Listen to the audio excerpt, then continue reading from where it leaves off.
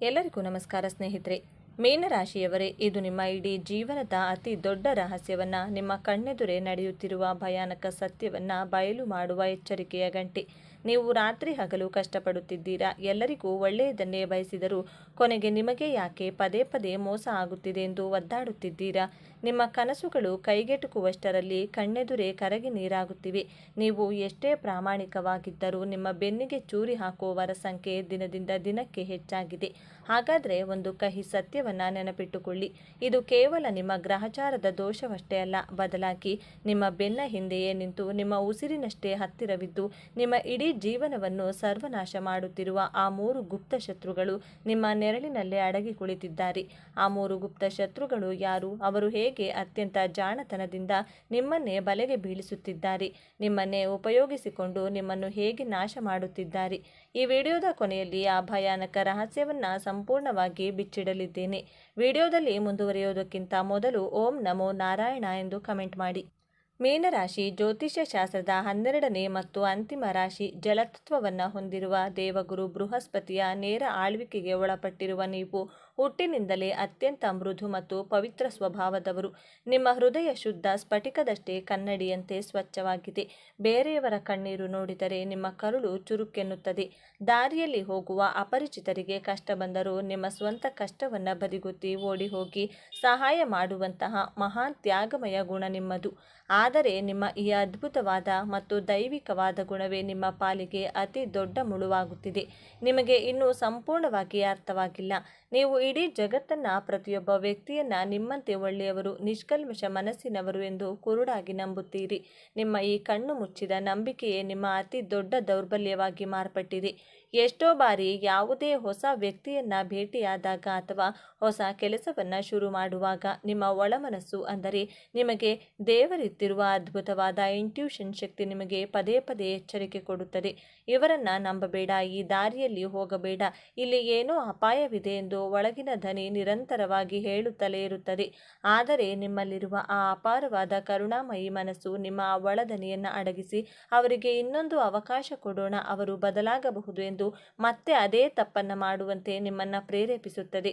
ಇದರ ಅಂತಿಮ ಪರಿಣಾಮ ಏನಾಗುತ್ತದೆ ಗೊತ್ತೇ? ಮತ್ತೆ ಅದೇ ಭೀಕರ ಮೋಸ, ಮತ್ತೆ ಅದೇ ಕಣ್ಣೀರು, ಅದೇ ಒಂಟಿತನ ಮತ್ತು ಅದೇ ಖಿನ್ನತೆ. ನೀವು ಒಮ್ಮೆ ಶಾಂತವಾಗಿ ಕುಳಿತು ಹಿಂತಿರುಗಿ ನಿಮ್ಮ ಕಳೆದ ಕೆಲವು ವರ್ಷಗಳ ಜೀವನವನ್ನು ಆಳವಾಗಿ ಅವಲೋಕಿಸಿ ನೋಡಿ. ಎಷ್ಟು ಬಾರಿ ನೀವು ಇತರರಿಗಾಗಿ, ನಮ್ಮದಲ್ಲವರಿಗಾಗಿ ನಿಮ್ಮ ಬೆಲೆಬಾಳುವ ಸಮಯ, ಕಷ್ಟಪಟ್ಟು ಸಂಪಾದಿಸಿದ ಹಣ ಮತ್ತು ನಿಮ್ಮ ಬೆವರು ಸುರಿಸುವ ಶ್ರಮವನ್ನು ಸಂಪೂರ್ಣವಾಗಿ ವ್ಯರ್ಥ ಮಾಡಿದ್ದೀರಿ. ನಿಮಗೆ ಅತ್ಯಂತ ಹತ್ತಿರವಾದವರು, ನೀವು ಪ್ರಾಣಕ್ಕಿಂತ ಹೆಚ್ಚಾಗಿ ಕಣ್ಮುಚ್ಚಿ ನಂಬಿದವರೇ ನಿಮಗೆ ನಿರ್ದಾಕ್ಷಿಣ್ಯವಾಗಿ ದ್ರೋಹ ಬಗೆದಿಲ್ಲವೇ? ನೀವು ಕಷ್ಟದಲ್ಲಿದ್ದಾಗ ನೀವು ಸಹಾಯ ಮಾಡಿದ ಒಬ್ಬನೇ ಒಬ್ಬ ವ್ಯಕ್ತಿ ನಿಮ್ಮ ಜೊತೆ ನಿಂತಿದ್ದಾನೆ. ನೀವು ಇಷ್ಟು ದಿನ ಇದೆಲ್ಲವೂ ನನ್ನ ಹಣೆಬರಹ, ನನ್ನ ಪೂರ್ವ ಜನ್ಮದ ಕರ್ಮ ಅಥವಾ ದೇವರ ಇಚ್ಛೆ ಎಂದು ಸುಮ್ಮನೆ ಅಂದುಕೊಂಡು ಸಮಾಧಾನ ಮಾಡಿಕೊಂಡಿದ್ದೀರಿ. ಆದರೆ ಅಸಲಿ ಸತ್ಯ ಅದಲ್ಲ. ನಿಮ್ಮ ಸುತ್ತಲೂ ಒಂದು ಕಾಣದ ಅತ್ಯಂತ ಬಲವಾದ ಜೇಡರ ಬಲೆಯನ್ನು ವ್ಯವಸ್ಥಿತವಾಗಿ ಹೆಣೆಯಲಾಗಿದೆ.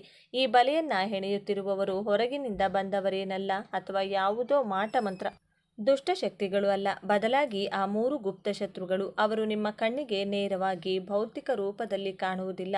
ಅವರು ನಿಮ್ಮ ಅಕ್ಕಪಕ್ಕದಲ್ಲೇ, ನಿಮ್ಮ ದೈನಂದಿನ ಜೀವನದಲ್ಲೇ ಬೆರೆತು ಹೋಗಿದ್ದು, ನಿಮ್ಮ ಪ್ರತಿಯೊಂದು ಹೆಜ್ಜೆಯನ್ನು, ನಿಮ್ಮ ಪ್ರತಿಯೊಂದು ಉಸಿರನ್ನು ಗಮನಿಸುತ್ತಾ ನಿಮ್ಮ ಪ್ರತಿಭೆ, ನಿಮ್ಮ ಮಾನಸಿಕ ಶಕ್ತಿ, ನಿಮ್ಮ ಅದೃಷ್ಟವನ್ನು ಒಂದು ಪಿಶಾಚಿಯಂತೆ ಸಂಪೂರ್ಣವಾಗಿ ಹೀರಿಕೊಳ್ಳುತ್ತಿದ್ದಾರೆ. ಈ ಶತ್ರುಗಳ ಬಗ್ಗೆ ತಿಳಿದುಕೊಳ್ಳುವ ಮುನ್ನ ಅವರು ನಿಮ್ಮ ಜೀವನದ ಮೇಲೆ, ನಿಮ್ಮ ದೈನಂದಿನ ಚಟುವಟಿಕೆಗಳ ಮೇಲೆ ಬೀರುತ್ತಿರುವ ಅಗೋಚರ ಪ್ರಭಾವವನ್ನು ನೀವು ಮೊದಲು ಸ್ಪಷ್ಟವಾಗಿ ಅರ್ಥ ಮಾಡಿಕೊಳ್ಳಬೇಕು. ಈ ಗುಪ್ತ ಶತ್ರುಗಳ ನಿರಂತರ ಪ್ರಭಾವದಿಂದಾಗಿಯೇ ಮೀನರಾಶಿಯವರಾದ ನೀವು ಆಗಾಗ ತೀವ್ರವಾದ ಮಾನಸಿಕ ಖಿನ್ನತೆಗೆ, ಒಂಟಿತನಕ್ಕೆ ಮತ್ತು ಆತಂಕಕ್ಕೆ ಒಳಗಾಗುತ್ತೀರಿ. ಒಂದು ದಿನ ನೀವು ಅತ್ಯಂತ ಉತ್ಸಾಹದಿಂದ ಇರುತ್ತೀರಿ. ಇಡೀ ಜಗತ್ತನ್ನೇ ಗೆಲ್ಲುವ ದೊಡ್ಡ ದೊಡ್ಡ ಸಾಧನೆಗಳನ್ನು ಮಾಡುವ ಕನಸು ಕಾಣುತ್ತೀರಿ. ನಿಮ್ಮಲ್ಲಿರುವ ಶಕ್ತಿಯನ್ನು ಕಂಡು ನೀವೇ ಬೆರಗಾಗುತ್ತೀರಿ. ಆದರೆ ಸರಿಯಾಗಿ ಮರುದಿನವೇ ಬೆಳಿಗ್ಗೆ ಏಳುವಷ್ಟರಲ್ಲಿ ಯಾವುದೋ ಕಾಣದ ಕರಾಳ ಶಕ್ತಿ ನಿಮ್ಮನ್ನು ಬಲವಾಗಿ ಹಿಂದಕ್ಕೆ ಎಳೆದಂತೆ, ಯಾವುದೋ ನಿರ್ದಿಷ್ಟ ಕಾರಣವಿಲ್ಲದೆ ವಿಪರೀತ ನಿರಾಸೆ, ಆಯಾಸ ಮತ್ತು ಶೂನ್ಯತೆ ನಿಮ್ಮನ್ನು ಆವರಿಸುತ್ತದೆ. ಆರ್ಥಿಕ ವಿಚಾರಕ್ಕೆ ಬಂದರೆ ನೀವು ಎಷ್ಟೇ ಬುದ್ಧಿವಂತಿಕೆಯಿಂದ ಸಂಪಾದನೆ ಮಾಡಿದರೂ ದುಡ್ಡು ನಿಮ್ಮ ಕೈಯಲ್ಲಿ ನೀರು ಸೋರಿದಂತೆ ಸೋರಿ ಹೋಗುತ್ತದೆ. ಯಾವುದೋ ಒಂದು ರೂಪದಲ್ಲಿ ಆಸ್ಪತ್ರೆ ಖರ್ಚು, ರಿಪೇರಿ ಅಥವಾ ಬೇರೆಯವರ ಸಾಲ ತೀರಿಸುವ ರೂಪದಲ್ಲಿ ನಿಮ್ಮ ಹಣ ಖರ್ಚಾಗುತ್ತಲೇ ಇರುತ್ತದೆ. ಉಳಿತಾಯ ಎಂಬುದು ನಿಮಗೆ ಅಕ್ಷರಶಃ ಮರೀಚಿಕೆಯಾಗಿ ಬಿಟ್ಟಿದೆ. ವೃತ್ತಿ ಜೀವನದಲ್ಲಿ, ವ್ಯಾಪಾರದಲ್ಲಿ ನಿಮ್ಮ ಶ್ರಮಕ್ಕೆ ತಕ್ಕ ಪ್ರತಿಫಲ, ಪ್ರಶಂಸೆ ನಿಮಗೆ ಎಂದಿಗೂ ಸಿಗುತ್ತಿಲ್ಲ. ನೀವು ಹಗಲಿರುಳು ನಿದ್ದೆಗೆಟ್ಟು ಕಷ್ಟಪಟ್ಟು ಕೆಲಸ ಮಾಡುತ್ತೀರಿ. ಆದರೆ ನಿಮ್ಮ ಆ ಕಷ್ಟದ ಕ್ರೆಡಿಟನ್ನು, ಅದರ ಮೆಚ್ಚುಗೆಯನ್ನು ಬೇರೆ ಯಾರೋ ಜಾಣತನದಿಂದ ಪಡೆದುಕೊಳ್ಳುತ್ತಾರೆ. ಪ್ರೀತಿ, ಪ್ರೇಮ ಮತ್ತು ಕೌಟುಂಬಿಕ ಸಂಬಂಧಗಳ ವಿಚಾರದಲ್ಲಂತೂ ನೀವು ಯಾವಾಗಲೂ ಎಲ್ಲವನ್ನೂ ತ್ಯಾಗ ಮಾಡುವವರೇ, ಕೊಡುವವರೇ ಆಗಿದ್ದೀರಿ ವಿನಃ ಪ್ರತಿಯಾಗಿ ಪಡೆಯುವವರಾಗಿಲ್ಲ. ನೀವು ಇತರರಿಗೆ ತೋರುವ ಅಗಾಧವಾದ ಪ್ರೀತಿಯ ಕಾಳಜಿಯ ಕಾಲು ಭಾಗದಷ್ಟು ಪ್ರೀತಿಯು, ಗೌರವವು ನಿಮಗೆ ಈ ಸಮಾಜದಿಂದ, ನಿಮ್ಮವರಿಂದ ಮರಳಿ ಸಿಗುತ್ತಿಲ್ಲ. ಇದೆಲ್ಲವೂ ಆ ಮೂರು ಗುಪ್ತ ಶತ್ರುಗಳು ನಿಮ್ಮ ಸುತ್ತಲೂ ಸೃಷ್ಟಿಸಿರುವ ಭೀಕರವಾದ ನಕಾರಾತ್ಮಕ ಶಕ್ತಿಯ ವಲಯದ ನೇರ ಪರಿಣಾಮವಾಗಿದೆ. ಜ್ಯೋತಿಷ್ಯ ಶಾಸ್ತ್ರದ ಅತ್ಯಂತ ಹಳೆಯ ಗ್ರಂಥಗಳ ಪ್ರಕಾರ ಮೀನರಾಶಿಯವರು ಧ್ಯಾನ, ಆಧ್ಯಾತ್ಮಿಕತೆ, ಕಲೆ ಮತ್ತು ಕಲ್ಪನಾ ಶಕ್ತಿಯಲ್ಲಿ ಅತ್ಯಂತ ಉನ್ನತ ಮಟ್ಟವನ್ನು ತಲುಪಬಲ್ಲ ಅಗಾಧವಾದ ಸಾಮರ್ಥ್ಯ ಹೊಂದಿರುವರು. ನಿಮ್ಮೊಳಗೆ ಸಾಕ್ಷಾತ್ ಸರಸ್ವತಿಯೇ ನೆಲೆಸಿದ್ದಾಳೆ. ಆದರೆ ನಿಮ್ಮ ಈ ದೈವಿಕ ಶಕ್ತಿಯನ್ನು ಆ ಗುಪ್ತ ಶತ್ರುಗಳು ನಿರ್ದಯವಾಗಿ ಹತ್ತಿಕ್ಕುತ್ತಿದ್ದಾರೆ. ನಿಮ್ಮ ಕನಸುಗಳನ್ನು ನನಸಾಗಲು ಅವರು ಬಿಡುತ್ತಿಲ್ಲ. ನಿಮ್ಮೊಳಗೆ ಒಂದು ಅದ್ಭುತವಾದ ಜಗತ್ತನ್ನೇ ನಿಬ್ಬೆರಗಾಗಿಸುವ ಪ್ರತಿಭೆ ಅಡಗಿದೆ. ಆದರೆ ಅದನ್ನು ಹೊರಹಾಕಲು, ಕಾರ್ಯಗತ ಮಾಡಲು ನೀವು ಮುಂದಾದಾಗಲೆಲ್ಲ ಯಾವುದೋ ಒಂದು ವಿವರಿಸಲಾಗದ ಅಡೆತಡೆ, ಯಾವುದೋ ಒಂದು ಭಯ, ಯಾವುದೋ ಒಂದು ತಡೆಯಲಾಗದ ಗೊಂದಲ ನಿಮ್ಮ ಮನಸ್ಸನ್ನು ಕಾಡುತ್ತದೆ. ಈ ಗುಪ್ತ ಶತ್ರುಗಳು ನಿಮ್ಮನ್ನು ಒಳಗಿನಿಂದ ಎಷ್ಟು ದುರ್ಬಲಗೊಳಿಸಿದ್ದಾರೆ ಅಂದರೆ, ಕೆಲವು ಬಾರಿ ನಿಮ್ಮ ಸ್ವಂತ ಸಾಮರ್ಥ್ಯದ ಮೇಲೆಯೇ ನಂಬಿಕೆ ಹೊರಟು ಹೋಗುತ್ತದೆ. ನಾನು ಯಾವುದಕ್ಕೂ ಲಾಯಕ್ಕಿಲ್ಲವೇನು, ನನ್ನಿಂದ ಈ ಜನ್ಮದಲ್ಲಿ ಏನೂ ಸಾಧಿಸಲು ಸಾಧ್ಯವಿಲ್ಲವೇನು, ನನ್ನ ಹಣೆಬರಹವೇ ಇಷ್ಟು ಎಂಬ ಕೀಳರಿಮೆ, ಆತ್ಮನ್ಯೂನ್ಯತೆ ನಿಮ್ಮನ್ನು ಸಂಪೂರ್ಣವಾಗಿ ಆವರಿಸುತ್ತದೆ. ಆದರೆ ದಯವಿಟ್ಟು ಮರೆತು ಕೂಡ ಹಾಗೆ ಅಂದುಕೊಳ್ಳಬೇಡಿ. ನೀವು ಈ ಭೂಮಿಯ ಮೇಲೆ ಹುಟ್ಟಿರುವುದು ಕೇವಲ ಸೋಲಲಿಕ್ಕಲ್ಲ, ಬೇರೆಯವರ ಕೈಗೊಂಬೆ ಆಗಲಿಕ್ಕಲ್ಲ. ನೀವು ಇಡೀ ಜಗತ್ತನ್ನೇ ನಿಮ್ಮ ಅಪಾರವಾದ ಪ್ರೀತಿಯಿಂದ, ನಿಮ್ಮ ಬೆರಗುಗೊಳಿಸುವ ಪ್ರತಿಭೆಯಿಂದ ಒಲಿಸಿಕೊಳ್ಳಬಲ್ಲ ಮಹಾನ್ ಶಕ್ತಿಶಾಲಿಗಳು. ಆದರೆ ಆ ಉತ್ತುಂಗದ ಶಿಖರವನ್ನು ತಲುಪುವ ಮುನ್ನ ನಿಮ್ಮ ಕಾಲಿಗೆ ಬಿಗಿಯಾಗಿ ಕಟ್ಟಿರುವ ಆ ಮೂರು ಕಗ್ಗತ್ತಲಿನ ಸರಪಳಿಗಳನ್ನು, ಆ ಮೂರು ಗುಪ್ತ ಶತ್ರುಗಳನ್ನು ನೀವು ಸ್ಪಷ್ಟವಾಗಿ ಗುರುತಿಸಿ ಅವರನ್ನು ನಿರ್ದಾಕ್ಷಿಣ್ಯವಾಗಿ, ಶಾಶ್ವತವಾಗಿ ನಿಮ್ಮ ಜೀವನದಿಂದ ದೂರ ಮಾಡಲೇಬೇಕು. ಇಲ್ಲದಿದ್ದರೆ ನಿಮ್ಮ ಉಜ್ವಲವಾದ ಭವಿಷ್ಯವು ಕತ್ತಲೆಯ ಕೂಪದಲ್ಲಿ ಶಾಶ್ವತವಾಗಿ ಕಳೆದು ಹೋಗುತ್ತದೆ. ಇಲ್ಲಿಯವರೆಗೆ ಒಂದೇ ಸಮನೆ ಈ ವಿಡಿಯೋವನ್ನು ನೋಡಿದ್ದೀರಿ ಅಂದರೆ ಅದರ ಅರ್ಥ ಒಂದೇ: ನಿಮ್ಮಲ್ಲಿ ನಿಮ್ಮ ಹಾಳಾಗುತ್ತಿರುವ ಜೀವನವನ್ನು ಸರಿಪಡಿಸಿಕೊಳ್ಳಬೇಕು, ಬದಲಾಯಿಸಿಕೊಳ್ಳಬೇಕು ಎಂಬ ಪ್ರಾಮಾಣಿಕವಾದ ಹಂಬಲ ಇದೆ. ನಿಮ್ಮ ಕಷ್ಟಗಳಿಗೆ, ಕಣ್ಣೀರಿಗೆ ಶಾಶ್ವತ ಮುಕ್ತಿ ಹಾಡುವ ಹೊಸ ಜೀವನವನ್ನು ಆರಂಭಿಸುವ ಆ ಸುವರ್ಣ ಸಮಯ ಈಗ ಕೂಡಿ ಬಂದಿದೆ. ಆ ಮೂರು ಗುಪ್ತ ಶತ್ರುಗಳು ಯಾರು ಎಂದು ನಿಖರವಾಗಿ ತಿಳಿಯುವ ಕ್ಷಣ ಇದೀಗ ನಿಮ್ಮ ಕಣ್ಣ ಮುಂದಿದೆ. ಖಂಡಿತವಾಗಿಯೂ ಈಗ ನಿಮ್ಮ ಎದೆಯ ಬಡಿತ ವೇಗವಾಗಿರಬಹುದು. ನಿಮ್ಮ ಮನಸ್ಸಿನಲ್ಲಿ ನೂರಾರು ಪ್ರಶ್ನೆಗಳು, ಅನುಮಾನಗಳು ಬಿರುಗಾಳಿಯಂತೆ ಏಳುತ್ತಿರಬಹುದು. ಆ ಶತ್ರುಗಳು ನನ್ನ ಸ್ವಂತ ಸಂಬಂಧಿಕರ, ನನ್ನ ಬಾಲ್ಯದ ಸ್ನೇಹಿತರ, ನಾನು ಪ್ರೀತಿಸುವವರ, ಅಥವಾ ನನ್ನ ಜೊತೆ ಆಫೀಸ್ನಲ್ಲಿ ಕೆಲಸ ಮಾಡುವವರ ಎಂಬ ಅನುಮಾನ ನಿಮ್ಮ ತಲೆಯಲ್ಲಿ ಕೊರೆಯುತ್ತಿರಬಹುದು. ಆದರೆ ಒಂದು ಮಾತನ್ನು ಸದಾ ನೆನಪಿಡಿ: ಜಗತ್ತಿನ ಅತಿ ದೊಡ್ಡ ಶತ್ರುಗಳು ಯಾವಾಗಲೂ ನಾವು ಕಲ್ಪನೆಯೂ ಮಾಡದ, ಊಹಿಸಲು ಸಾಧ್ಯವಾಗದ ರೂಪದಲ್ಲಿರುತ್ತಾರೆ. ಅವರು ಕತ್ತಿ ಹಿಡಿದುಕೊಂಡು ಹೊರಗಿನಿಂದ ಬರುವುದಿಲ್ಲ. ಬದಲಾಗಿ ಅವರು ನಮ್ಮ ಸ್ವಂತ ನಡವಳಿಕೆಯಲ್ಲಿ, ನಮ್ಮ ಹುಟ್ಟು ಗುಣಗಳಲ್ಲಿ, ನಮ್ಮ ದೈನಂದಿನ ಅಭ್ಯಾಸಗಳಲ್ಲಿ ಮತ್ತು ನಮ್ಮ ಮಾನಸಿಕ ಸ್ಥಿತಿಯಲ್ಲೇ ಅತ್ಯಂತ ಸುರಕ್ಷಿತವಾಗಿ ಅಡಗಿ ಕುಳಿತಿರುತ್ತಾರೆ. ಹೌದು, ಈಗ ನಾನು ಆ ಮೂರು ಗುಪ್ತ ಶತ್ರುಗಳ ಮೇಲಿನ ಕಪ್ಪು ಪರದೆಯನ್ನು ಶಾಶ್ವತವಾಗಿ ಸರಿಸುತ್ತಿದ್ದೇನೆ. ಪ್ರತಿಯೊಂದು ಶತ್ರುವಿನ ಬಗ್ಗೆ ನಾನು ವಿವರಿಸುವಾಗಲೂ ನಿಮ್ಮ ದೈನಂದಿನ ಜೀವನದಲ್ಲಿ ನಡೆಯುತ್ತಿರುವ, ನಡೆದು ಹೋದ ಘಟನೆಗಳನ್ನು ದಯವಿಟ್ಟು ಅದಕ್ಕೆ ಹೋಲಿಸಿ ನೋಡಿ. ಆಗ ನಿಮ್ಮ ಕಣ್ಣುಗಳು ತಾನಾಗಿಯೇ ತೆರೆದುಕೊಳ್ಳುತ್ತವೆ ಮತ್ತು ನಿಮಗೆ ಸ್ಪಷ್ಟವಾಗಿ ಅರ್ಥವಾಗುತ್ತದೆ. ಇಷ್ಟು ದಿನ ನೀವು ಎಷ್ಟು ದೊಡ್ಡ ಭ್ರಮೆಯಲ್ಲಿ, ಸುಳ್ಳಿನ ಜಗತ್ತಿನಲ್ಲಿ ಬದುಕುತ್ತಿದ್ದೀರಿ ಎಂದು. ನಿಮ್ಮ ಜೀವನವನ್ನು ಸಂಪೂರ್ಣವಾಗಿ ಸರ್ವನಾಶ ಮಾಡುತ್ತಿರುವ, ನಿಮ್ಮ ನೆಮ್ಮದಿಯನ್ನು ಕಸಿದುಕೊಂಡಿರುವ ಆ ಮೂರು ಗುಪ್ತ ಶತ್ರುಗಳಲ್ಲಿ ಮೊದಲನೆಯ ಮತ್ತು ಅತಿ ಭಯಾನಕ ಶತ್ರು ಬೇರಾರೂ ಅಲ್ಲ, ಅದುವೇ ನಿಮ್ಮ ಮಿತಿಮೀರಿದ ಭಾವನಾತ್ಮಕ ಅವಲಂಬನೆ ಮತ್ತು ಬೇರೆಯವರ ಕಷ್ಟವನ್ನು ನಿಮ್ಮದೆಂದು ಭಾವಿಸುವ ಕುರುಡು ಗುಣ. ಇದನ್ನು ಮನಃಶಾಸ್ತ್ರದಲ್ಲಿ ಎಕ್ಸ್ಟ್ರೀಮ್ ಎಂಪತಿ ಎಂದು ಕರೆಯುತ್ತಾರೆ. ಹೌದು, ನೀವು ಕೇಳುತ್ತಿರುವುದು 100ಕ್ಕೆ 100 ಪಾಲು ಅಕ್ಷರಶಃ ಸತ್ಯ. ಮೀನರಾಶಿಯವರಾದ ನೀವು ದಯೆ ಮತ್ತು ಕರುಣೆಯ ಅಲೆಗಳಿಲ್ಲದ ಸಾಗರ. ಯಾರಾದರೂ ನಿಮ್ಮ ಮುಂದೆ ಬಂದು 2 ಹನಿ ಸುಳ್ಳು ಕಣ್ಣೀರು ಹಾಕಿದರೆ, ಅವರ ಕಷ್ಟವನ್ನು ನಿಮ್ಮ ಸ್ವಂತ ಕಷ್ಟವೆಂದು ಭಾವಿಸಿ ನಿಮ್ಮ ಸರ್ವಸ್ವವನ್ನು, ನಿಮ್ಮ ಆಸ್ತಿಯನ್ನು ತ್ಯಾಗ ಮಾಡಲು ನೀವು ಮುಂದಾಗುತ್ತೀರಿ. ಇದನ್ನೇ ತಮ್ಮ ಬಂಡವಾಳವಾಗಿಟ್ಟುಕೊಂಡಿರುವ ಕೆಲವು ಭಾವನಾತ್ಮಕ ರಕ್ತಪಿಶಾಚಿಗಳು ನಿಮ್ಮ ಸುತ್ತಲೂ ನಿಮ್ಮ ಸ್ನೇಹಿತರ, ಸಂಬಂಧಿಕರ ರೂಪದಲ್ಲಿಯೇ ಇದ್ದಾರೆ. ಅವರು ಕೇವಲ ತಮ್ಮ ಸ್ವಾರ್ಥದ ಕೆಲಸ ಸಾಧಿಸಿಕೊಳ್ಳಲು, ತಮ್ಮ ಹೊಣೆಗಾರಿಕೆಯನ್ನು ಮತ್ತು ಕಷ್ಟಗಳನ್ನು ನಿಮ್ಮ ತಲೆಗೆ ಕಟ್ಟಲು ಮಾತ್ರ ನಿಮ್ಮ ಬಳಿ ಪ್ರೀತಿಯ ನಾಟಕವಾಡುತ್ತಾ ಬರುತ್ತಾರೆ. ಅವರು ನಿಮ್ಮ ದೈಹಿಕ ಶಕ್ತಿ, ನಿಮ್ಮ ಅಮೂಲ್ಯವಾದ ಸಮಯ, ನಿಮ್ಮ ಕಷ್ಟದ ಹಣ ಎಲ್ಲವನ್ನೂ ಜಿಗಣೆಯಂತೆ ಹೀರಿಕೊಂಡು ತಮ್ಮ ಕೆಲಸ ಮುಗಿದ ತಕ್ಷಣ ಕೊನೆಗೆ ನಿಮ್ಮನ್ನು ಬೀದಿಯಲ್ಲಿ ಒಂಟಿಯಾಗಿ ಬಿಟ್ಟು ಹೋಗ್ತಾರೆ. ನಿಮ್ಮ ಈ ಎಂದಿಗೂ ನಿಲ್ಲದ ಮಿತಿ ಇಲ್ಲದ ಕರುಣೆಯೇ ನಿಮ್ಮ ಮೊದಲ ಬಹುದೊಡ್ಡ ಶತ್ರು. ಯಾರು ನಿಜವಾಗಿಯೂ ಕಷ್ಟದಲ್ಲಿದ್ದಾರೆ ಮತ್ತು ಯಾರು ಕೇವಲ ತಮ್ಮ ಸ್ವಾರ್ಥಕ್ಕಾಗಿ ನಿಮ್ಮನ್ನು ಬಲಿಪಶುವಾಗಿ ಬಳಸಿಕೊಳ್ಳುತ್ತಿದ್ದಾರೆ ಎಂಬ ಸೂಕ್ಷ್ಮ ವ್ಯತ್ಯಾಸವನ್ನು ನೀವು ಅರಿಯುವವರೆಗೂ ಈ ಜನ್ಮದಲ್ಲಿ ನಿಮ್ಮ ಜೀವನದಲ್ಲಿ ಉದ್ಧಾರ, ಯಶಸ್ಸು ಎಂಬುದು ಅಸಾಧ್ಯ. ನೆನಪಿಡಿ, ಕರುಣೆ ಇರಲಿ, ಆದರೆ ಅದು ನಿಮ್ಮನ್ನು ಬಲಿಪಶು ಮಾಡುವ ಮೂರ್ಖತನವಾಗದಿರಲಿ. ಇದು ನಿಮ್ಮನ್ನು ಕಾಡುತ್ತಿರುವ ಮೊದಲ ಮತ್ತು ಅತಿ ದೊಡ್ಡ ಶತ್ರು. ಇನ್ನು ನಿಮ್ಮನ್ನು ಒಳಗಿಂದೊಳಗೆ ಗೆದ್ದಲಿನಂತೆ ಕರೆದುಕೊಳ್ಳುತ್ತಿರುವ ಎರಡನೇ ಅತ್ಯಂತ ಅಪಾಯಕಾರಿ ಗುಪ್ತ ಶತ್ರು ವಾಸ್ತವದಿಂದ ಓಡಿ ಹೋಗುವ ಪ್ರವೃತ್ತಿ ಮತ್ತು ಮುಂದೂಡುವಿಕೆ. ಜ್ಯೋತಿಷ್ಯ ಭವಿಷ್ಯದಲ್ಲಿ ಮೀನರಾಶಿಯವರು ಅದ್ಭುತವಾದ ಕಲ್ಪನಾ ಲೋಕದಲ್ಲಿ, ಡ್ರೀಮ್ ವರ್ಲ್ಡ್ನಲ್ಲಿ ವಿಹರಿಸುವವರು ಎಂದು ಹೇಳಲಾಗುತ್ತದೆ.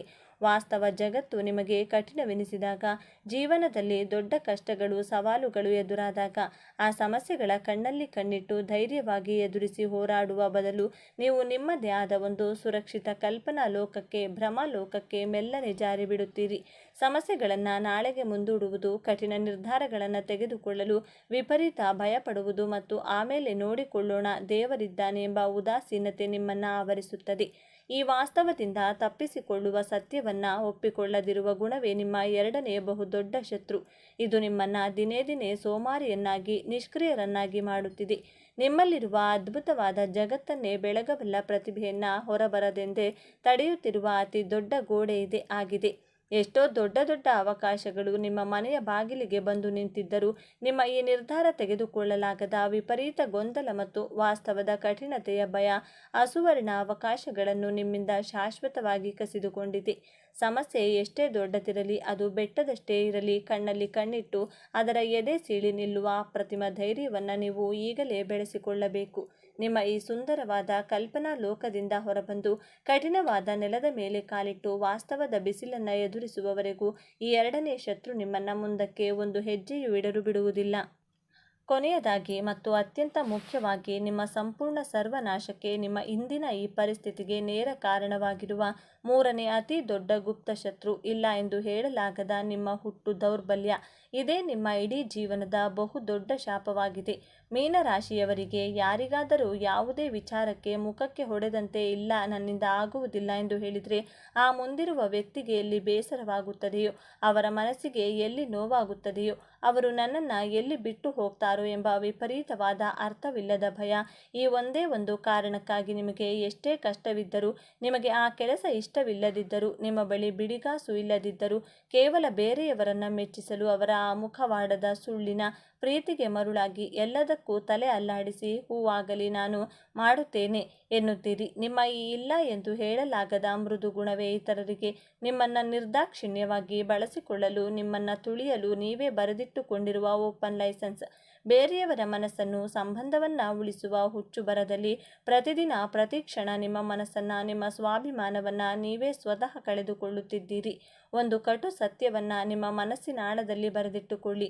ನೀವು ಈ ಜಗತ್ತಿನಲ್ಲಿರುವ ಎಲ್ಲರನ್ನೂ ಮೆಚ್ಚಿಸಲು, ಎಲ್ಲರಿಗೂ ಒಳ್ಳೆಯವರಾಗಲು ಹುಟ್ಟಿಲ್ಲ. ಇದು ನಿಮ್ಮ ಜೀವನ.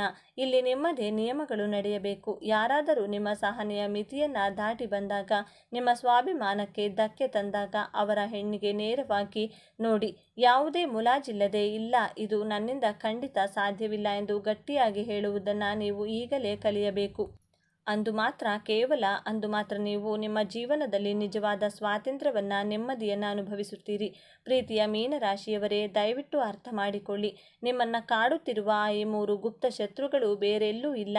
ಅವರು ಆಕಾಶದಿಂದ ಇಳಿದು ಬಂದಿಲ್ಲ. ಅವರು ನಿಮ್ಮದೇ ವ್ಯಕ್ತಿತ್ವದೊಳಗಿನ ನಿಮ್ಮ ಗುಣಗಳಲ್ಲಿಯೇ ಆಳವಾಗಿ ಅಡಗಿ ಕುಳಿತು ಬೇರೆಯವರಿಗೆ ನಿಮ್ಮನ್ನು ಶೋಷಿಸಲು, ತುಳಿಯಲು ರಾಜಮಾರ್ಗವನ್ನು ಮಾಡಿಕೊಡುತ್ತಿದ್ದಾರೆ. ನಿಮ್ಮ ಮಿತಿಮೀರಿದ ಕುರುಡು ಕರುಣೆ, ಕಠಿಣ ವಾಸ್ತವದಿಂದ ಓಡಿ ಹೋಗುವ ಭಯ ಮತ್ತು ಕಡ್ಡಿ ಮುರಿದಂತೆ ಇಲ್ಲ ಎಂದು ಹೇಳಲಾಗದ ನಿಮ್ಮ ದೌರ್ಬಲ್ಯ, ಈ 3 ಭೀಕರ ಶತ್ರುಗಳನ್ನು ಈ ಕ್ಷಣವೇ ನಿಮ್ಮ ಮನಸ್ಸಿನಿಂದ, ನಿಮ್ಮ ಜೀವನದಿಂದ ಬೇರು ಸಹಿತ ಕಿತ್ತು ಬಿಸಾಡಿ. ಜಗತ್ತನ್ನು ಎದುರಿಸಲು ನಿಮ್ಮ ಮನಸ್ಸು ಬದಲಾಗಬೇಕು ನಿಜ, ಆದರೆ ಅದು ಉಕ್ಕಿನಷ್ಟೇ ಗಟ್ಟಿಯಾಗಿರಬೇಕು. ಯಾರೂ ಬಗ್ಗಿಸಲಾರದಷ್ಟು ದೃಢವಾಗಿರಬೇಕು. ನೀವು ಜ್ಯೋತಿಷ್ಯ ಚಕ್ರದ ಅಂತಿಮ ರಾಶಿ. ನೀವು ಎಲ್ಲ ರಾಶಿಗಳ ಜ್ಞಾನವನ್ನು ಒಳಗೊಂಡಿರುವ ಬಹಳ ಶಕ್ತಿಶಾಲಿ ಜೀವಿಗಳು. ನಿಮ್ಮ ಆಂತರಿಕ ಧ್ವನಿಯನ್ನು, ನಿಮ್ಮ ಇಂಟ್ಯೂಷನ್ನನ್ನು ಸಂಪೂರ್ಣವಾಗಿ ನಂಬಿ ಬೇರೆಯವರನ್ನು ಪ್ರೀತಿಸುವುದನ್ನು ನಿಲ್ಲಿಸಿ. ಮೊದಲು ನಿಮ್ಮನ್ನು ನೀವು ಪ್ರೀತಿಸಲು, ಗೌರವಿಸಲು ಶುರು ಮಾಡಿ. ಈ ಜಗತ್ತು ನಿಮ್ಮನ್ನು ಹೇಗೆ ನೋಡಬೇಕು, ನಿಮ್ಮನ್ನು ಹೇಗೆ ನಡೆಸಿಕೊಳ್ಳಬೇಕು ಎಂಬುದನ್ನು ಬೇರೆಯವರ ಕೈಗೆ ಕೊಡಬೇಡಿ. ಅದನ್ನು ನೀವೇ ಖುದ್ದಾಗಿ ನಿರ್ಧರಿಸಿ. ನಿಮ್ಮೊಳಗಿನ ಬೃಹಸ್ಪತಿಯ ಜ್ಞಾನ, ವಿವೇಕ ಎಂದು ಜಾಗೃತವಾಗಲಿ. ನೀವು ಒಮ್ಮೆ ಎಚ್ಚೆತ್ತುಕೊಂಡು ನಿಮ್ಮ ಶಕ್ತಿಯನ್ನು ಅರಿದರೆ ನಿಮ್ಮನ್ನು ಸೋಲಿಸುವ, ನಿಮ್ಮನ್ನು ಹಿಂದಿಕ್ಕುವ ಶಕ್ತಿ ಈ ಇಡೀ ಬ್ರಹ್ಮಾಂಡದಲ್ಲಿಯೇ ಯಾರಿಗೂ, ಯಾವ ಗ್ರಹಕ್ಕೂ ಇರುವುದಿಲ್ಲ. ನಿಮ್ಮ ಅದ್ಭುತವಾದ ಹೊಸ ಜೀವನ ಈಗಲೇ ಆರಂಭವಾಗಲಿ. ನಿಮಗೆ ಈ ಮಾಹಿತಿಯಿಂದ ನಿಮ್ಮ ಜೀವನದ ಸತ್ಯವಾಗಿದ್ದರೆ ಈಗಲೇ, ಈ ಕ್ಷಣವೇ ಈ ಬದಲಾವಣೆಯನ್ನು ನಿಮ್ಮ ಜೀವನದಲ್ಲಿ ಅಳವಡಿಸಿಕೊಳ್ಳಿ. ಈ ವಿಡಿಯೋ ನಿಮಗೆ ಇಷ್ಟವಾಗಿದ್ದರೆ ಈ ವಿಡಿಯೋಗೆ ಈಗಲೇ ಲೈಕ್ ಮಾಡಿ ಮತ್ತು ನಿಮ್ಮ ಇತರ ಮೀನ ರಾಶಿಯ ಸ್ನೇಹಿತರಿಗೂ ಶೇರ್ ಮಾಡಿ, ಅವರಿಗೂ ಕೂಡ ತಿಳಿಸಿ. ದ್ವಾದಶ ರಾಶಿಗಳಲ್ಲಿ ಕೊನೆಯ ರಾಶಿ ಅಂದರೆ 12ನೇ ರಾಶಿಯೇ ಮೀನರಾಶಿ. ಉಳಿದ 11 ರಾಶಿಗಳಿಗಿಂತ ಭಿನ್ನವಾದ ವ್ಯಕ್ತಿತ್ವ ಇವರದ್ದು. ಕನಸು ಹಾಗೂ ಪ್ರಣಯದ ಸಂಕೇತವಾದ ಈ ರಾಶಿಯವರು ತಮ್ಮ ಸೃಜನಶೀಲತೆಗೆ ಹೆಸರುವಾಸಿ. ಅನೇಕರು ಉದಾರತೆ ಹಾಗೂ ಸಹಾನುಭೂತಿಯುಳ್ಳವರು. ಮೀನರಾಶಿಯವರು ನಿಸ್ವಾರ್ಥಿಗಳು, ಆದರೆ ಇತರರಿಗೆ ಇವರು ನಿಷ್ಠುರರಾಗಿ ಕಾಣಬಹುದು. ಇವರ ವ್ಯಕ್ತಿತ್ವ, ಒಳ್ಳೆಯ ಗುಣಗಳು ಹಾಗೂ ಕೆಟ್ಟ ಗುಣಗಳ ಕುರಿತಾದ ಮಾಹಿತಿಯ ಜೊತೆಗೆ ಮೀನರಾಶಿ ನಕ್ಷತ್ರಾಧಾರಿತ ಜನ್ಮ ರಹಸ್ಯದ ಬಗ್ಗೆ ಈ ವಿಡಿಯೋದಲ್ಲಿ ತಿಳಿಸಿಕೊಡಲಿದ್ದೇನೆ. ಅದಕ್ಕೂ ಮುಂಚೆ ನೀವಿನ್ನೂ ಚಾನಲ್ಗೆ ಸಬ್ಸ್ಕ್ರೈಬ್ ಆಗಿಲ್ಲ ಅಂದರೆ ಈಗಲೇ ಸಬ್ಸ್ಕ್ರೈಬ್ ಆಗಿ, ಹಾಗೆ ವಿಡಿಯೋಗೆ ಲೈಕ್ ಮಾಡಿ, ವಿಡಿಯೋ ಸ್ಕಿಪ್ ಮಾಡದೆ ಕೊನೆ ತನಕ ನೋಡಿ. 2 ಮೀನುಗಳು ವಿರುದ್ಧ ದಿಕ್ಕಿನಲ್ಲಿ ಚಲಿಸುವ ಸಂಕೇತವಿರುವ ಈ ರಾಶಿಯವರು ಉಭಯ ಸ್ವಭಾವದವರು. ಕೆಲವೊಮ್ಮೆ ಇವರು ಅಪಾಯಕಾರಿಯಂತೆ ವರ್ತಿಸಬಹುದು, ಕೆಲವೊಮ್ಮೆ ಮೃದು ಸ್ವಭಾವದವರಂತೆ ಕಾಣುತ್ತಾರೆ. ಇವರು ಉತ್ತಮ ಪ್ರತಿಭಾವಂತರು ಹಾಗೂ ವಿವಿಧ ಪರಿಸರಗಳಿಗೆ ಸುಲಭವಾಗಿ ಹೊಂದಿಕೊಳ್ಳುವಂಥ ಸಾಮರ್ಥ್ಯವನ್ನು ಹೊಂದಿರುತ್ತಾರೆ. ಇವರು ಇತರರಿಗೂ ತಮ್ಮ ಜ್ಞಾನವನ್ನು ಕಲಿಸಿಕೊಡುತ್ತಾರೆ, ಇತರರ ಇಚ್ಛೆಗಳಿಗೂ ಅವಕಾಶ ನೀಡುತ್ತಾರೆ. ಇವರೊಳಗಿನ ಆಳವಾದ ಸಾಮರ್ಥ್ಯವು ಬಹಳ ಸ್ವತಂತ್ರವಾಗಿರುತ್ತದೆ. ಇವರ ಮುಖ್ಯ ಲಕ್ಷಣವೆಂದರೆ ಕನಸುಗಾರರು. ನಮ್ಮ ಕಲ್ಪನಾ ಲೋಕದಲ್ಲಿ ಜೀವಿಸಲು ಇಷ್ಟಪಡುತ್ತಾರೆ. ವಾಸ್ತವತೆಗೆ ಇದು ಕೆಲವೊಮ್ಮೆ ದೂರವಿರಬಹುದು. ಇವರು ಬಹಳ ಆಕರ್ಷಕ ಸ್ವಭಾವದವರು. ಜನರು ಇವರ ನಕಾರಾತ್ಮಕ ಸ್ವಭಾವಗಳನ್ನು ಬದಿಗೊತ್ತಿ ಸಕಾರಾತ್ಮಕ ಸ್ವಭಾವವನ್ನು ಇಷ್ಟಪಡುತ್ತಾರೆ. ಇವರು ತುಂಬ ರೊಮ್ಯಾಂಟಿಕ್ ಸ್ವಭಾವದವರು. ವಿವಾದಗಳನ್ನು ತಪ್ಪಿಸಿ ವಾಸ್ತವದ ಕಹಿ ಸತ್ಯಗಳನ್ನು ಎದುರಿಸುವಾಗ ಖಿನ್ನರಾಗುತ್ತಾರೆ, ಹೀಗೆಯೇ ದುರ್ಬಲರಾಗುತ್ತಾರೆ. ಕಾಲಪುರುಷನ ಕುಂಡಲಿಯಲ್ಲಿ ಮೀನರಾಶಿ 12ನೇ ಹಾಗೂ ಕೊನೆಯ ರಾಶಿಯಾಗಿದೆ. ಈ ರಾಶಿಯ ಅಧಿಪತಿ ಗುರುಗ್ರಹ. ಈ ರಾಶಿಯಲ್ಲಿ ಪೂರ್ವ ಭಾದ್ರಪದ ನಕ್ಷತ್ರದ 4ನೇ ಪಾದ, ಉತ್ತರ ಭಾದ್ರಪದ ನಕ್ಷತ್ರದ 4 ಪಾದಗಳು, ರೇವತಿ ನಕ್ಷತ್ರದ 4 ಪಾದಗಳನ್ನು ಕಾಣಬಹುದು. ತನ್ನ ಶತ್ರುಗಳ ಜೊತೆಯಲ್ಲಿಯೂ ಬಹಳ ಸೌಜನ್ಯದಿಂದ ವರ್ತಿಸುವಂತಹ ರಾಶಿಯವರಂದರೆ ಮೀನರಾಶಿಯವರು. ಧಾರ್ಮಿಕ, ಆಧ್ಯಾತ್ಮಿಕದಲ್ಲಿ ನಂಬಿಕೆ ಇಟ್ಟಿರುತ್ತೀರಾ. ನಿಮ್ಮ ಸ್ನೇಹಿತರಿಗೆ, ಕುಟುಂಬದವರಿಗೆ ಬಹಳ ವಿನಮ್ರತೆಯಿಂದ ನಿಸ್ವಾರ್ಥ ಸೇವೆ ಮಾಡುವವರು. ಅತಿಥಿ ಸತ್ಕಾರವನ್ನು ಮಾಡುವಂತಹ ಗುಣದವರು. ತನಗೆ ಕೇಡು ಬಯಸುವವರಿಗೂ ಮನಸ್ಸಿನಲ್ಲಿಯೂ ಕೆಟ್ಟದ್ದನ್ನು ಬಯಸದೇ ಇರುವಂಥ ಸಾತ್ವಿಕ ಗುಣದವರು. ಸಾಮಾಜಿಕ ನಿಯಮಗಳನ್ನು, ಕಟ್ಟುಪಾಡುಗಳನ್ನು, ಸಂಪ್ರದಾಯಗಳನ್ನು ಚಾಚೂ ತಪ್ಪದೆ ಪಾಲಿಸುವವರು. ಬಹಳ ಸೌಜನ್ಯವಂತರು, ಪರಮಾತ್ಮನಲ್ಲಿ ನಂಬಿಕೆ ಇಟ್ಟಿರುವವರು. ಜೀವನದ ಅತ್ಯಂತ ಕೆಟ್ಟ ಸಂದರ್ಭದಲ್ಲಿಯೂ ಯಾವ ವ್ಯಕ್ತಿಯೂ ನಮ್ಮ ಜೊತೆ ಇರುವುದಿಲ್ಲ, ಆದರೆ ದೈವ ಮಾತ್ರ ನಮ್ಮ ಕಷ್ಟ ಸುಖ 2 ಸಂದರ್ಭದಲ್ಲಿಯೂ ನಮ್ಮ ಕೈ ಹಿಡಿದು ಕಾಪಾಡುವರು ಎಂಬ ನಂಬಿಕೆಯಿಂದ ದೇವರನ್ನ ಆತ್ಮದಿಂದ ಉಪಾಸನೆ, ಆರಾಧನೆ ಮಾಡುವವರು. ಯಾರೇ ಸಹಾಯ ಕೇಳಿದರೂ ಇಲ್ಲ ಎನ್ನದೆ ತನ್ನ ಕೈಲಾದಷ್ಟು ಸಹಾಯ ಮಾಡುವವರು. ಸಾಹಿತ್ಯ, ಸಂಗೀತ, ಕಲೆಯಲ್ಲಿ ವಿಶೇಷ ಜ್ಞಾನವುಳ್ಳವರು. ಆದ್ದರಿಂದ ಹೆಚ್ಚಿನ ಸಾಹಿತಿಗಳು ಈ ಮೀನರಾಶಿಯಲ್ಲಿಯೇ ಜನಿಸುತ್ತಾರೆ. ಮೀನರಾಶಿಯವರು ಬಹಳ ಬುದ್ಧಿವಂತರು. ಹೊಸ ವಿಚಾರಗಳನ್ನು ಆವಿಷ್ಕಾರ ಮಾಡುವುದರಿಂದ ಎಲ್ಲರೂ ನಿಮ್ಮ ಪ್ರಭಾವಕ್ಕೆ ಒಳಗಾಗುತ್ತಾರೆ. ಎಲ್ಲರ ಜೊತೆಯಲ್ಲಿಯೂ ಬಹಳ ಪ್ರೀತಿ ವಿಶ್ವಾಸದಿಂದಿರುತ್ತಾರೆ. ವ್ಯವಹಾರ ಮಾಡುವಂತಹ ನ್ಯಾಯಪ್ರಿಯರು ನೀವು. ಮೀನರಾಶಿಯಲ್ಲೇ ಜನಿಸಲು ಕಾರಣವೇನು ಎಂದು ನೋಡೋದಾದರೆ, ಜೀವನದಲ್ಲಿ ಪುಣ್ಯ ಕೆಲಸಗಳನ್ನು ಮಾಡಲು, ದಾನ ಮಾಡಲು, ಸತ್ಕರ್ಮಗಳನ್ನು ಮಾಡುವಂತಹ ದೃಷ್ಟಿಯಿಂದ ನೀವು ಮೀನರಾಶಿಯಲ್ಲಿ ಜನಿಸಿರುತ್ತೀರಾ. ನಾನು ಎಲ್ಲರಿಗೋಸ್ಕರ ಸಹಾಯ ಮಾಡುತ್ತೇನೆ, ಆದರೆ ನನಗೋಸ್ಕರ ಯಾರು ಯಾವ ಸಹಾಯವೂ ಮಾಡುವುದಿಲ್ಲ ಎಂಬ ಕೊರಗು ನಿಮ್ಮ ಮನಸ್ಸಿನಲ್ಲಿರುತ್ತದೆ. ಮೀನರಾಶಿ ಪ್ರಾಕೃತಿಕ ಕುಂಡಲಿಯ ಲಾಭಸ್ಥಾನದ ನಂತರ ಬರುವಂತಹ ರಾಶಿ. ಈ ರಾಶಿಯಲ್ಲಿ ನೀವು ಜನಿಸಿದ್ದೀರಾ ಅಂದರೆ ನಿಮ್ಮ ಹಿಂದಿನ ಜನ್ಮದಲ್ಲಿ ನೀವು ಉತ್ತಮ ಲಾಭಗಳನ್ನು ಗಳಿಸಿರುತ್ತೀರಾ. ಆದರೆ ಆ ಲಾಭದಲ್ಲಿ ನೀವು ದಾನ ಮಾಡಿರದ ಕಾರಣ ಧಾರ್ಮಿಕ ಯಾತ್ರೆಗಳನ್ನು ಮಾಡಿರುವುದಿಲ್ಲ. ನಿಮ್ಮ ಕರ್ತವ್ಯಗಳಿಂದ ನಿಮ್ಮ ಜವಾಬ್ದಾರಿಗಳಿಂದ ನುಲುಚಿಕೊಂಡಿರುವುದರಿಂದ ಈ ಜನ್ಮದಲ್ಲಿ ಮೀನರಾಶಿಯಲ್ಲಿ ಜನಿಸಿ ದಾನ ಧರ್ಮ ಸಹಾಯ ಧಾರ್ಮಿಕ ಯಾತ್ರೆಗಳನ್ನು ಮಾಡುತ್ತೀರಾ. ಈ ಜನ್ಮದ ಉತ್ತಮ ಕರ್ಮಗಳನ್ನು ಮುಂದಿನ ಜನ್ಮಕ್ಕೆ ಕೊಂಡೊಯ್ಯುತ್ತೀರಾ. ಪೂರ್ವ ಜನ್ಮದ ಕರ್ಮಫಲದಿಂದ ಈ ಜನ್ಮದಲ್ಲಿ ರಾಶಿ ಹಾಗೂ ನಕ್ಷತ್ರಗಳು ಶರೀರ ಲಭ್ಯವಾಗಿರುತ್ತವೆ. ಮೃತ್ಯು ಎಂದರೇನು? ಮೃತ್ಯು ಕೇವಲ ಒಂದು ಶರೀರವನ್ನು ಬದಲಾವಣೆ ಮಾಡುವಂತಹ ಪ್ರಕ್ರಿಯೆಯಾಗಿದೆ. ಒಂದೇ ವಸ್ತುವನ್ನು ಸತತವಾಗಿ ಉಪಯೋಗಿಸಿದಾಗ ಆ ವಸ್ತುವಿನ ಸಾಮರ್ಥ್ಯ ಕ್ಷೀಣಿಸುತ್ತದೆ. ಇದೇ ರೀತಿ ನಮ್ಮ ಶರೀರದ ಸಾಮರ್ಥ್ಯ ಕ್ಷೀಣಿಸಿದಾಗ ಆ ಆತ್ಮದ ಕರ್ಮಗಳು ಅಪೂರ್ಣವಾಗಿರುವುದರಿಂದ ಆ ಆತ್ಮ ತನ್ನ ಅಪೂರ್ಣ ಕರ್ಮಗಳನ್ನು ಈಡೇರಿಸಿಕೊಳ್ಳಲು ಹೊಸ ಶರೀರವನ್ನು ಧಾರಣೆ ಮಾಡಿಕೊಂಡು ತನ್ನ ಇಂದಿನ ಜನ್ಮದ ಅಪೂರ್ಣ ಕರ್ಮಗಳನ್ನು ಜವಾಬ್ದಾರಿಗಳನ್ನು ಮುಂದಿನ ಜನ್ಮದಲ್ಲಿ ಈಡೇರಿಸಿಕೊಳ್ಳುತ್ತದೆ. ನಕ್ಷತ್ರದ ಆಧಾರದ ಮೇಲೆ ನೋಡೋಣ. ಪೂರ್ವ ಭಾದ್ರಪದ ನಕ್ಷತ್ರ, ಉತ್ತರ ಭಾದ್ರಪದ ನಕ್ಷತ್ರ, ರೇವತಿ ನಕ್ಷತ್ರ ಈ ಮೂರೂ ನಕ್ಷತ್ರಗಳು ಮೀನರಾಶಿಯಲ್ಲಿ ಕಾಣಬಹುದು. ನಕ್ಷತ್ರದ ಆಧಾರದ ಮೇಲೆ ನಿಮ್ಮ ಗುಣ ಸ್ವಭಾವಗಳು ಬದಲಾಗುತ್ತವೆ. ಪೂರ್ವ ಭಾದ್ರಪದ ನಕ್ಷತ್ರದ 4ನೇ ಪಾದ ಮೀನರಾಶಿಯಲ್ಲಿ ಕಾಣಬಹುದು. ಈ ನಕ್ಷತ್ರದ ಅಧಿಪತಿ ಗುರುಗ್ರಹ. ಗುರು ಎಂದರೆ ಜ್ಞಾನ, ಶಿಕ್ಷಣ, ಆಧ್ಯಾತ್ಮಿಕ ಕಾರ್ಯಗಳು. ನೀವು ಹಿಂದಿನ ಜನ್ಮದಲ್ಲಿ ನಿಮ್ಮ ಜ್ಞಾನವನ್ನು ಹಂಚುವ ಪ್ರಕ್ರಿಯೆಯಲ್ಲಿ ಅಪೂರ್ಣ ಸೇವೆ ಮಾಡಿರುವುದರಿಂದ ಈ ಜನ್ಮದಲ್ಲಿ ಪೂರ್ವ ಭಾದ್ರಪದ ನಕ್ಷತ್ರದಲ್ಲಿ ಜನಿಸಿ ಶಿಕ್ಷಣಕ್ಕೆ ಸಂಬಂಧಿಸಿದಂಥ ಬೋಧನೆಗಳನ್ನು ಆಧ್ಯಾತ್ಮಿಕ ವಿಚಾರಗಳಿಗೆ ಸಂಬಂಧಿಸಿದಂಥ ಜ್ಞಾನವನ್ನು ಹಂಚಲು ಈ ಜನ್ಮದಲ್ಲಿ ಹಾಗೂ ಈ ನಕ್ಷತ್ರದಲ್ಲಿ ಜನಿಸಿರುತ್ತೀರಾ. ಎರಡನೆಯದಾಗಿ ಮೀನರಾಶಿ ಉತ್ತರ ಭಾದ್ರಪದ ನಕ್ಷತ್ರದಲ್ಲಿ ಜನಿಸಿದವರು ಹಿಂದಿನ ಜನ್ಮದಲ್ಲಿ ಧಾರ್ಮಿಕ ಆಧ್ಯಾತ್ಮಿಕ ಕಾರ್ಯಗಳನ್ನು ಮಾಡಿರುತ್ತೀರಾ. ಆದರೆ ಅದರ ಸಂಪೂರ್ಣ ಲಾಭ ಸನ್ಮಾನ ಪಡೆಯುವ ಸಮಯದಲ್ಲಿ ನಿಮ್ಮ ಮೃತ್ಯುವಾದಂತಹ ಕಾರಣ ಇಂದಿನ ಜನ್ಮದ ಪುಣ್ಯದ ಫಲವಾಗಿ ಲಾಭ ಪಡೆಯಲು ಈ ನಕ್ಷತ್ರದಲ್ಲಿ ಜನಿಸಿದ್ದೀರಾ. ಆದ್ದರಿಂದ ಉತ್ತರ ಭಾದ್ರಪದ ನಕ್ಷತ್ರದಲ್ಲಿ ಜನಿಸಿದವರಿಗೆ ಎಲ್ಲಿ ಹೋದರೂ ಗೌರವ ಸನ್ಮಾನಗಳು ಸಿಗುತ್ತದೆ. ಸ್ವಯಂ ಸಂತೋಷವಾಗಿರುತ್ತಾರೆ, ಪ್ರಸನ್ನಚಿತ್ತರಾಗಿರುತ್ತಾರೆ, ಬೇರೆಯವರನ್ನು ಸಂತೋಷವಾಗಿಟ್ಟುಕೊಳ್ಳಲು ಪ್ರಯತ್ನ ಪಡುತ್ತಾರೆ. ನಿಮಗೆ 24 ವರ್ಷದ ನಂತರ ನಿಮ್ಮ ಜೀವನದಲ್ಲಿ ಯಶಸ್ಸು ಸಿಗುತ್ತಾ ಹೋಗುತ್ತದೆ. ನೀವು ವಿದೇಶಿ ಸಂಪ್ರದಾಯಗಳಿಂದ ಪ್ರಭಾವಿತರಾಗುತ್ತೀರಾ. ನಿಮಗೆ ಓದು ಬರಹ ಬೇರೆಯವರಿಗೆ ಶಿಕ್ಷಣ ಹಂಚುವುದು ಎಂದರೆ ಬಹಳ ಇಷ್ಟ. ನೀವು ನಿಮಗಿಂತ ವಯಸ್ಸಿನಲ್ಲಿ ದೊಡ್ಡವರ ಜೊತೆ ಸ್ನೇಹವನ್ನು ಬೆಳೆಸುತ್ತೀರಾ. ನಿಮ್ಮ ಸೀನಿಯರ್ಸ್ ಜೊತೆ ಸ್ನೇಹವನ್ನು ಬೆಳೆಸುತ್ತೀರಾ.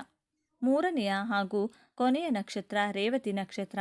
ರೇವತಿ ನಕ್ಷತ್ರದವರು ಹೊಸ ಹೊಸ ವಿಚಾರಗಳನ್ನು ಕಲಿಯುವುದರಲ್ಲಿ ಉತ್ಸಾಹಭರಿತರಾಗಿರುತ್ತಾರೆ.